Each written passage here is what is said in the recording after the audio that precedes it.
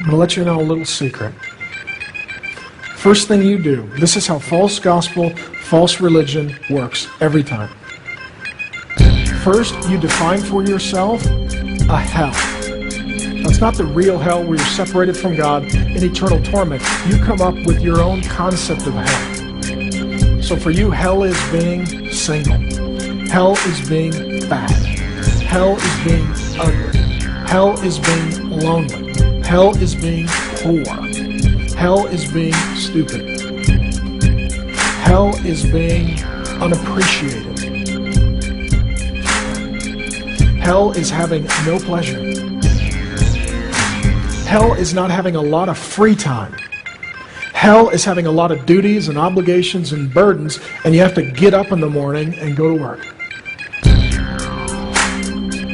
Hell is not owning your own home. Hell is driving a beater car back and forth to work in traffic, cursing all the way. That's your hell. So you define for yourself your hell. The hell you cannot live in, the hell you have to get delivered from. And so then what you decide is, to get me out of my hell, I need a what? I need a Savior. I need a Savior, false functional God. If I'm lonely, I need a friend. That's my Savior. If I'm broke, I need money. That's my Savior. Or a credit card. That's my Savior.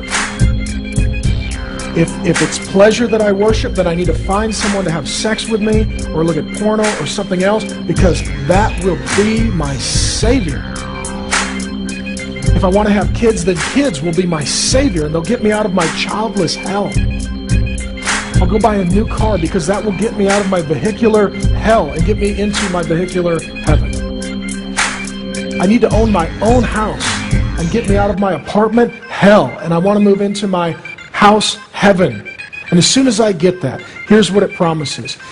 Your Savior will get you out of your hell and put you in your heaven, and then you'll be happy.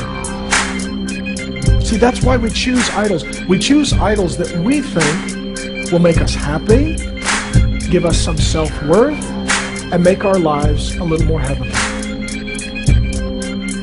And then what we do is we choose a Savior to get us out of our hell, and then we give our life worshiping our Savior. I'm going to give time to it. I'm going to give money to it. I'm going to give energy to it. I'm going to devote myself to it. So I'll worship my husband because I worship marriage, and singleness is my hell. I'll worship my kids because not having kids is my hell and being a dad is my heaven. Now I worship my kids.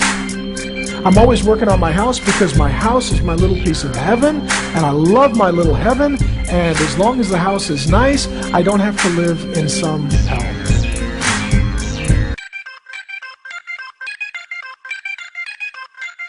It's real quiet now. Lonely up here today. You choose for yourself a hell. You choose for yourself a false functional Savior God to get you out, and you give your life to worshiping that person or that thing. You don't want to be lonely, that's hell. So you get a dog or a cat. That's your Savior, and you worship it. Here's the sickness in us. I think it was John Calvin said, the human heart is an idol factory. We can take anything, most of which are good things, perfectly good gifts that God gave us to enjoy. Pleasure and friends and houses and real estate and marriage and sex and kids and ministry and jobs and all good gifts that God gives. And we turn them into idols. And we get so frustrated because those idols don't bless us and they don't satisfy us and they don't do what we need them to do to save us. Here, I have good news. You're saved by Jesus, not yourself. You're saved by His works, sinless life, substitutionary death, bodily resurrection, not your own. That salvation is through Jesus, not you. It's not through a false functional Savior God. It's through the Creator God, Jesus Christ. And part of what Jesus saves us from is this idolatrous, works-based performance treadmill that leads to arrogance or depression that is known as religion. Jesus saves us from that. Yes, and hell, and death, and God, and Satan, but also saves us from ourselves. Because our hearts are deceitful and wicked, and we're just insane. And we make no sense at all. And we remain worshipers, but we worship everything and anything but the Creator God, Jesus Christ, and we settle for trivial little created people and things that cannot bless, cannot help, cannot serve, cannot save us.